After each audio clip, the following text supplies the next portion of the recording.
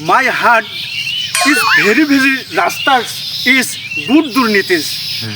আপনারা যে রাস্তাটা আসলে দেখতে পাচ্ছেন আমার পিছনে, এটা হচ্ছে বাড়িয়ালি এবং দশপকিয়ার যে যোগাযোগের ব্যবস্থা, এটাকে একটা মহাসড়ক বললে চলে। আর এই মহাসড়কের রাস্তা কিন্তু খাতা কলমে আমরা যদি দেখি তাহলে কিন্তু এই রাস্তাটা পুরোই পাকা। এখানে কিন্তু আমরা যদি একটু সামনে যাই, এখানে মাইল ফলক পোতা আছে। আসলে আপনারা জানেন যে যে কোনো সিঙ্গেল রাস্তায় কিন্তু মাইল ফলক পোতা হয় না। তাহলে এখানে এই রাস্তায় মাইল ফলকটা কেন পোতা হয়েছে? নিশ্চয়ই রাস্তাটা পাকা হয়ে গিয়েছে। আর এই রাস্তাটা যোগাযোগ ব্যবস্থা হচ্ছে বাড়িয়ালি হাউলি মাধ্যমিক বিদ্যালয়ের যাওয়ার জন্য যে সড়ক, এটি সেই মহাসড়ক।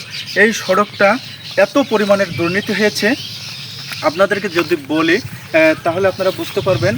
বাড়িয়ালি আপনার হচ্ছে কাউন্সিল আছে, ভূমি অফিস আছে, সেখানে একটা ক্লিনিক আছে এবং একটি হাই স্কুল আছে, একটি বাজারও আছে। এই সমস্ত কিছু যাওয়ার জন্য এই রাস্তাটাই হচ্ছে একটি উপযোগী রাস্তা, কিন্তু এই রাস্তাটা একেবারে অনুপযোগী হয়ে পড়ে রয়েছে। আপনারা জানেন চৌগাছা ঝিগরগাছাতে দুইটা এমপি আছে, একটি হচ্ছে সংরক্ষিত নারী আসনের সাবিরা নাজমুল মুন্নি এবং আপনার জামাতের একটি এমপি আছে মুসলিউদ্দিন ফরিদ সাহেব। আসলে দুটো এমপি থেকে কাজ কি? দুটো এমপি থেকে যদি এসব মহাসড়কই কোনো কাজ না হয়, এভাবে যদি এলোপাতাড়ি হিসেবে একেবারে অকেজ হয়ে পড়ে থাকে, তাহলে এই রাস্তার কোনো মূল্য নেই এবং এমপিদের কোনো মূল্য নেই। আপনাদেরকে আরও যদি আমি ঘুরে ঘুরে দেখাই, আপনারা দেখতে পাচ্ছেন যে আসলে রাস্তায় কিন্তু যাওয়া যাচ্ছে না, অনেকটাই কষ্টকর, একেবারে অনুপযোগী হয়ে রাস্তাটা এখানে পড়ে রয়েছে।